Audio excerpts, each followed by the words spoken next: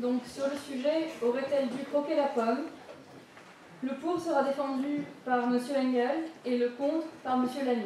Tout de suite, M. Engel.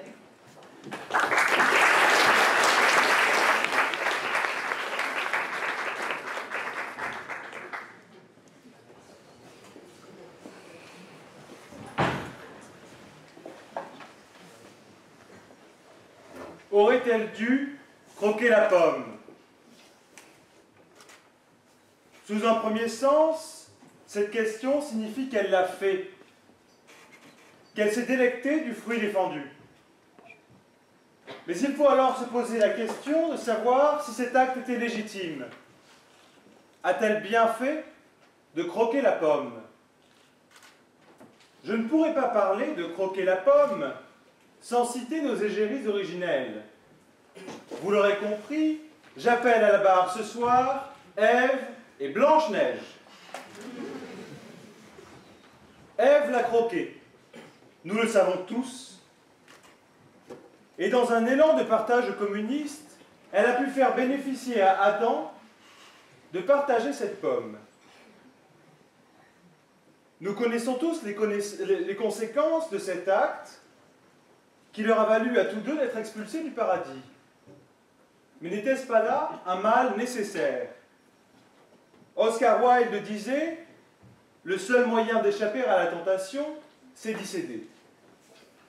C'est dire que Ève, si elle n'avait pas croqué la pomme, se serait probablement renfermée dans une sorte de pathologie psychiatrique due à l'isolement au paradis, ce qui aurait amené comme conséquence, probablement comme dans le film Shining de Stanley Kubrick, qu'elle tue son pauvre Adam. Si elle ne l'avait pas croqué, encore une fois, Adam et Ève seraient encore aujourd'hui deux personnes naïves, sans une once de réflexion, n'étant pas capables de dissocier le bien et le mal. Car on reconnaît unanimement la pomme comme le fruit de l'arbre de la connaissance, que ce soit dans la Genèse ou encore dans les légendes arthuriennes faisant référence au jardin d'Avalon. Il faut alors nécessairement croquer la pomme afin de s'élever intellectuellement ainsi que de prendre conscience du monde dans lequel on vit. Si Ève n'avait pas croqué la pomme, notre droit n'existerait pas, car celui-ci est justement la balance nécessaire entre le bien et le mal. Blanche-Neige maintenant, elle a également fait l'expérience de la pomme d'amour. C'est en croquant la pomme, empoisonnée, qu'elle s'est alors trouvée pour morte, laissant derrière elle son bien-aimé. Mais réfléchissons quelques minutes. Quelle aurait été l'histoire si Blanche-Neige n'avait pas croqué la pomme? Bien évidemment, nous pourrons arguer que Blanche-Neige n'aurait pas alors tissé cette éternelle idylle entre elle et son bien-aimé, et qu'elle n'aurait pas pu faire l'objet, bénéficier d'un pléthore d'enfants l'emplissant de bonheur. La pomme restée dans le panier, non mangée, deviendra alors l'allégorie de la luxure, Blanche-Neige devenant une croqueuse d'hommes. Vous ne pensiez tout de même pas qu'elle resterait là à faire le ménage dans la maison des 7 nains, ad vitam aeternam? Elle aurait alors tout fait pour croquer un de ses camarades, haut comme 3 pommes. À l'image de la pomme non mangée, Blanche-Neige aurait pourri dans un panier de vices. Si nous poussons encore plus loin notre raisonnement, elle aurait peut-être même croqué l'ami de son Valentin. Il faut donc conclure que ces femmes ont bien fait de croquer la pomme, apportant le savoir à l'humanité. Mais également que ne pas le faire aurait apporté sa dose de conséquences. En effet, Blanche-Neige serait devenue une femme de petite vertu et Ève une dangereuse psychopathe. Je vous remercie.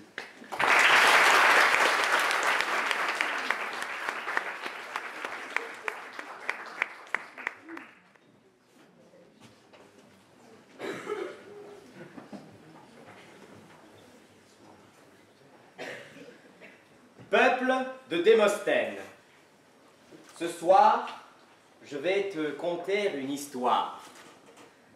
L'histoire d'un déboire d'un soir. Et je te défends de te fendre la poire. Il s'agit de l'histoire de Julie, qui, bien que comblée par la vie, se sentait seule dans son lit. C'est alors que, sur son scooter, elle le vit, et de par ses charmes, lui fit oublier Valérie. « Moi, président, lui dit-il au lit, je comblerai toutes tes envies. » Grand mal lui a pris, car à l'affût étaient les paparazzi. Une publication dans Closer, et adieu le jury de la Villa Medici. En croquant la pomme, sans doute a-t-elle joui, mais beaucoup aussi elle perdit. Cher auditoire, cher contradicteur, tu l'as aussi perçu dans l'énoncé du sujet, nous avons là une référence biblique. Et quelle référence? Celle du péché originel, la pomme croquée par Ève, qui fit descendre l'homme de la candide nudité de l'Éden jusqu'à une dure vie de crime, de peine. Et oui, malheureusement pour toi, point au charme du serpent, Ève ne résista, et dans le fruit de l'arbre de la connaissance, elle croqua. C'est ainsi qu'hier, alors que je réfléchissais au sujet le soir, avec mon ami Lucas, sirotant un délicieux pommard, alors que ce dernier me bourrait une pipe que j'eus tantôt fumée, attention, pas d'amalgame, Lucas ne m'a pas croqué la pomme.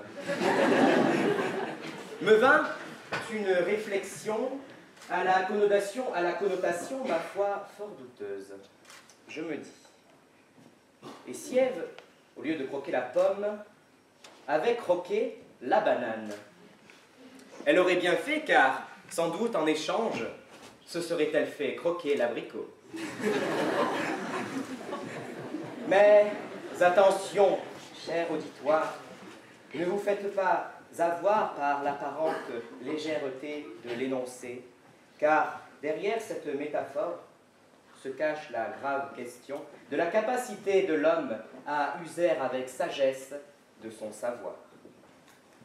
L'on pourra me dire qu'Ève nous a libérés de l'ignorance, a brisé les fers de l'inculture dans lesquels Dieu nous avait jetés.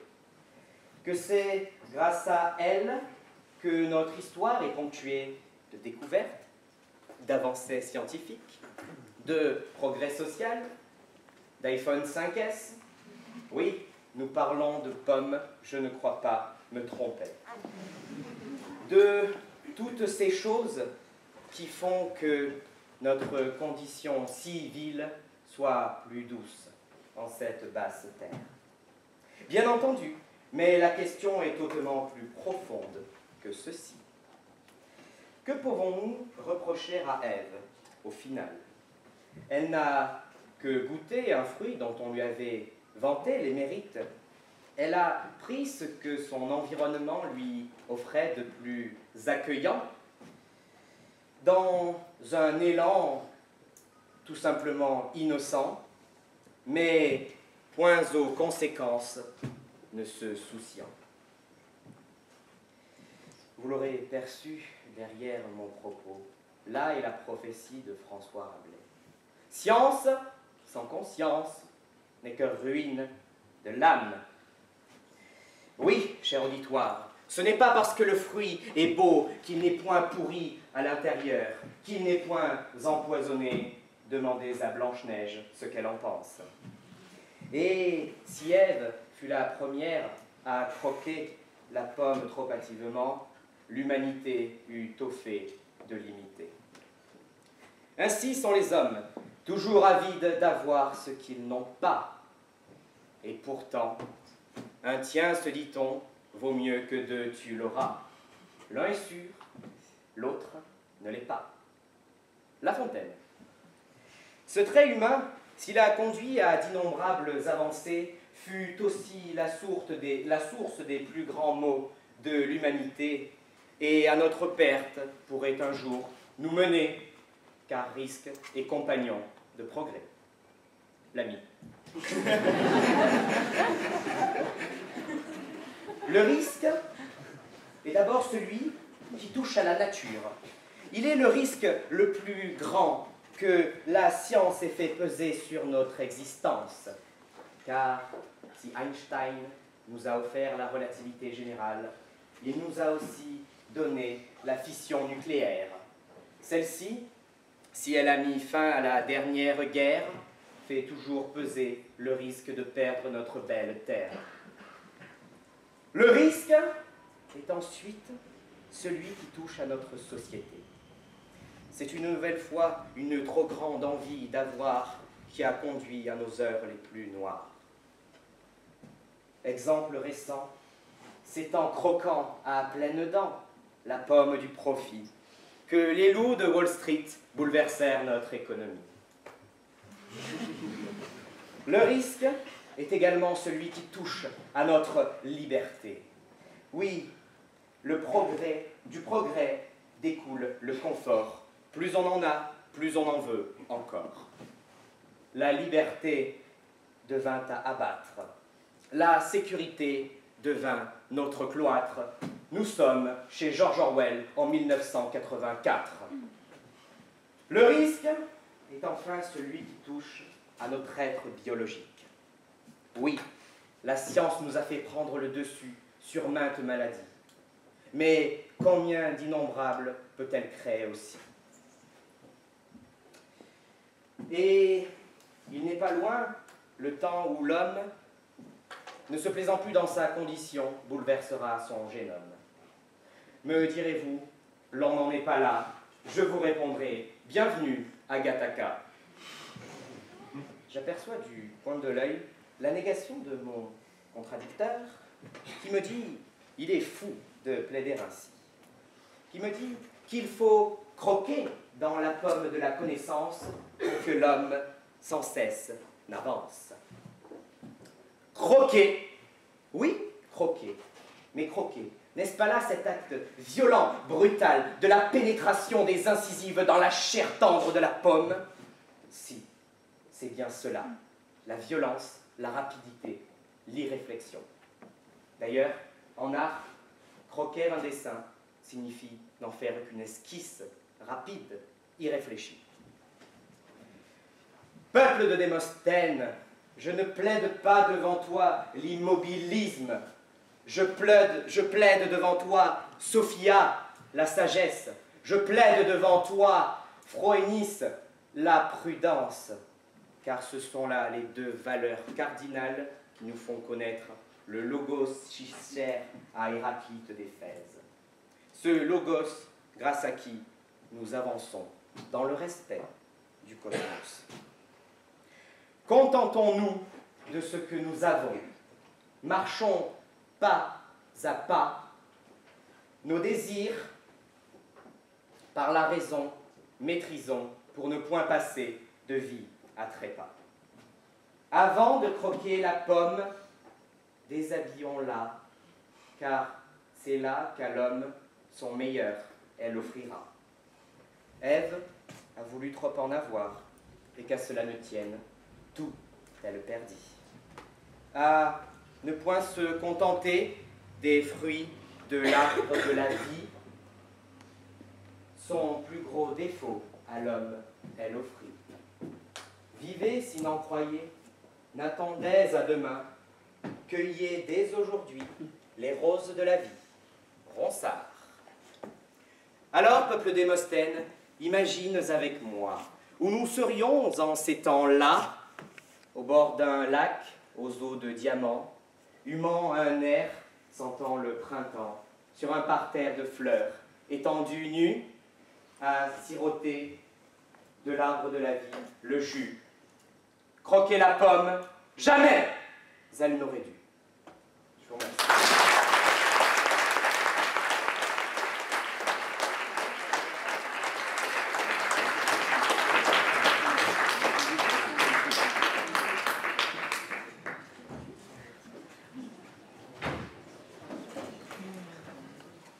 afin de repartir sur un peu plus de légèreté, j'aimerais que vous m'excusiez de mon accent anglais que je vais utiliser dès à présent. An apple a day keeps the doctor away. Cet adage anglais veut dire littéralement qu'à raison d'une pomme par jour, nous pouvons éloigner les médecins. La pomme représente bien des qualités morales, elle n'en reste pas moins un fruit particulièrement bénéfique pour notre santé. En effet, ne faut-il pas, selon le slogan populaire, manger 5 fruits et légumes par jour? La pomme n'est-elle pas reconnue pour ses bienfaits en matière de prévention du cancer? Nous devons le reconnaître, la pomme est un fruit bénéfique pour la santé. De plus, certaines femmes n'ont pas toujours eu l'occasion de goûter à la pomme, alors même qu'il était facile de comprendre qu'elles l'auraient voulu. Prenez l'exemple d'Ingrid Betancourt qui, lors de sa détention, pendant 6 ans, a dû voler de la nourriture afin de survivre. L'on clamera alors à l'état de nécessité. Il n'en reste pas moins qu'elle n'aurait pas dit non à une pomme. La pomme connaît bien d'autres vertus. La plus appréciable ne se trouve pas dans les qualités qu'elle apporte à la croqueuse, mais bien plus aux avantages qu'elle confère à ses proches. Michel Onfray disait « Croquer la pomme, c'est avoir la bouche pleine de ne plus pouvoir parler. » C'est dire que certaines femmes, plutôt que de parler, auraient mieux fait de manger une pomme.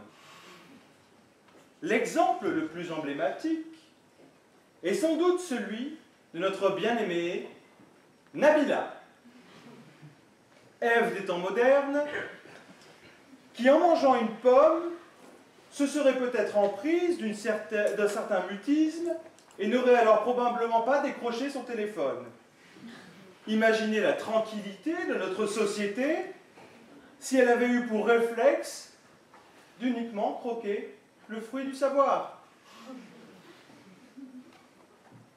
En parlant de téléphone, dans cette salle, je suis persuadé qu'il existe des femmes qui ont croqué la pomme de Steve Jobs.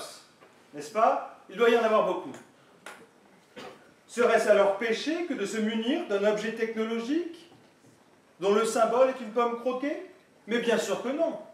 Je suis persuadé que celles qui ne l'ont pas encore fait sont sur le point de croquer la pomme.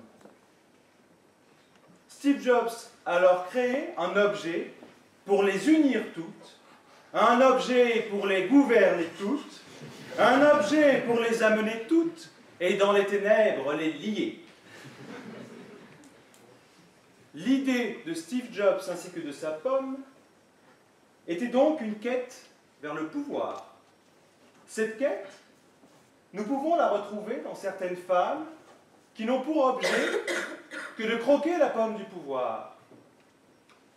Mon contradicteur en a déjà parlé, mais ne serait-ce pas l'exemple de Julie Gaillet, croquant la pomme pour gagner le cœur d'une poire. Mais elle n'a pas choisi n'importe quelle poire, elle a choisi une bonne poire. Une poire présidentielle, une poire de pouvoir. La pomme serait donc le symbole de l'élévation sociale, ainsi que de la réussite personnelle à travers le prisme de la séduction, mesdames. Cependant, ne vous méprenez pas. Mesdames, je ne suis pas ici pour prouver combien vous pouvez être viles et hasardeuses. Je ne fais en aucun cas l'apologie du machisme ainsi que du phallocentrisme. Bien au contraire, mon objet aujourd'hui serait alors plutôt de vous conseiller vivement de manger des pommes, car après tout, celles-ci vous rendent d'autant plus croquantes.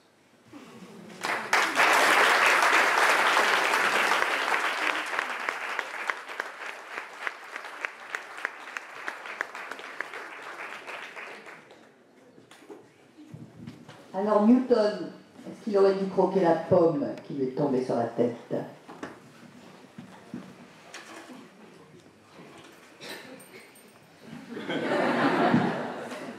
Personne veut de tuiles sur la tête, alors?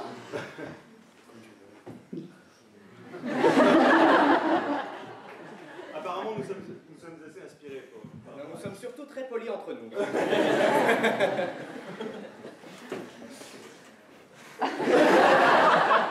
Je me lance.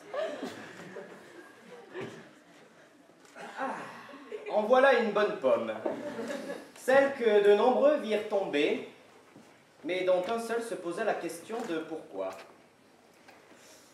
Alors si le simple fait que la pomme du pommier lui tomba sur la tête a fait penser à Newton la théorie de la gravitation universelle, qui sait, pourquoi le fait de la croquer ne l'aurait pas fait penser au voyage supraluminique?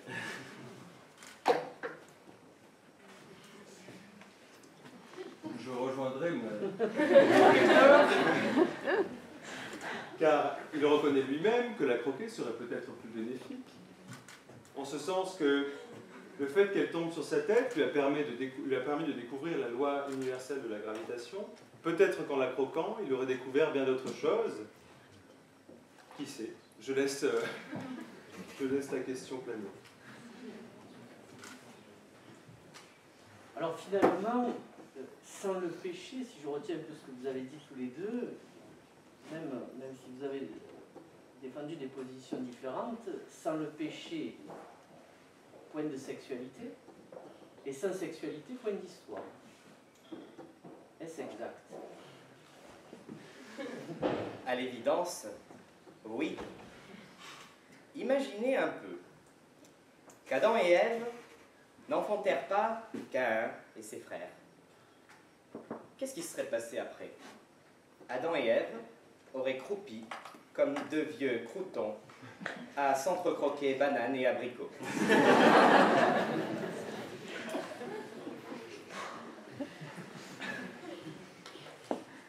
L'histoire n'est qu'une histoire de sexe. Il faut le voir, plusieurs exemples, et nous en avons cité un, en date il y a quelques semaines, Julie Gaillet, ainsi que le président. Je pense que le sexe réunit les morales, qu'il permet de créer une cohésion dans un groupe, dans une société, permettant peut-être de faire circuler les idées plus facilement. C'est donc ainsi que les politiques se forment et que nous votons pour eux. Certains ont vu dans la relation entre Adam et Ève le premier contrat de mariage qui était fait entre les hommes. Mais finalement, est-ce que c'est pas plutôt le premier des 7 péchés capitaux, ce mariage?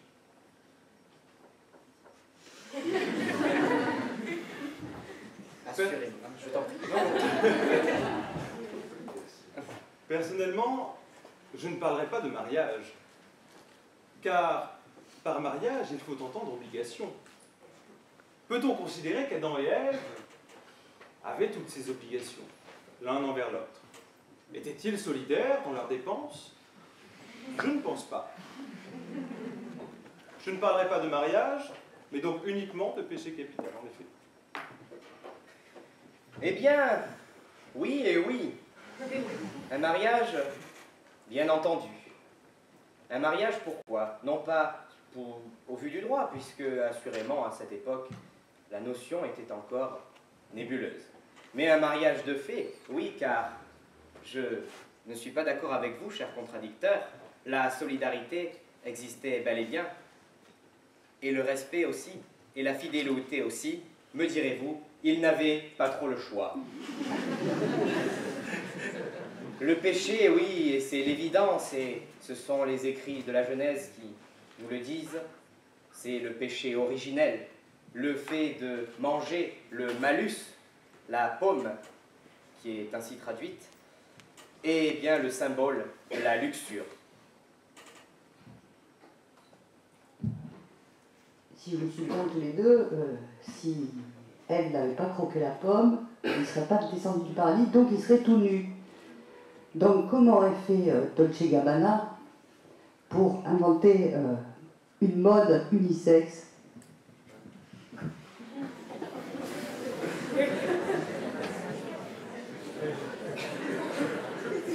Assurément, Dolce Gabbana aurait également fait usage de ses talents là-haut, mais différemment, puisque nous n'aurions pas besoin de nous vêtir de penture.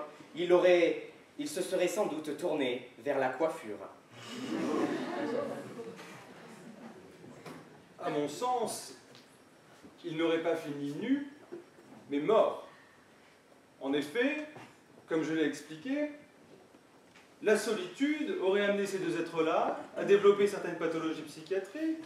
L'un aurait finalement fini par tuer l'autre, voire le manger, pour s'en débarrasser, et serait mort quelque temps après. De ce point de vue, je ne pense pas que l'on puisse raisonner en matière de mode sur les morts, mais pourquoi pas, au final, peut-être que ceci aurait inspiré Dolce & Gabbana. Je voudrais, si vous le permettez, cher jury, revenir un peu sur ce que vient de dire mon contradicteur, car cela me semble infondé au regard des écrits. Il n'aurait point été nu, mais il aurait été obligé d'être nu, quand bien même mort, puisque c'est justement le fait de croquer la pomme qui fait prendre conscience à Adam et Ève de leur nudité. La Genèse le dit bien, c'est lorsqu'ils croquent la pomme qu'ils se fabriquent des ceintures avec ce qu'ils trouvent afin de masquer leur nudité.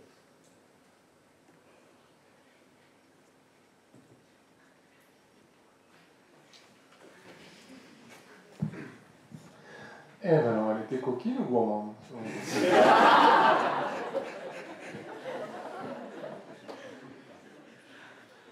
Eh bien, vu son appétit pour un fruit aussi beau, je pense qu'elle était avant tout gourmande.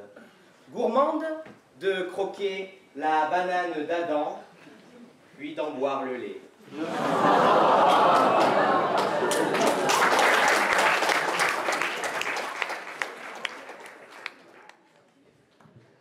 Et vous, monsieur Silleuf, vous avez tendu la pomme, vous auriez fait quoi?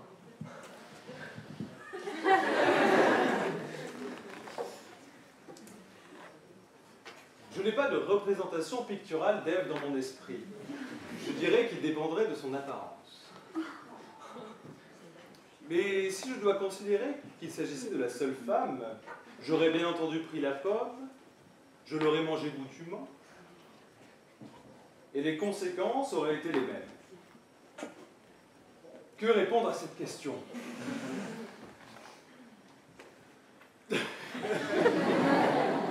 À part dire oui.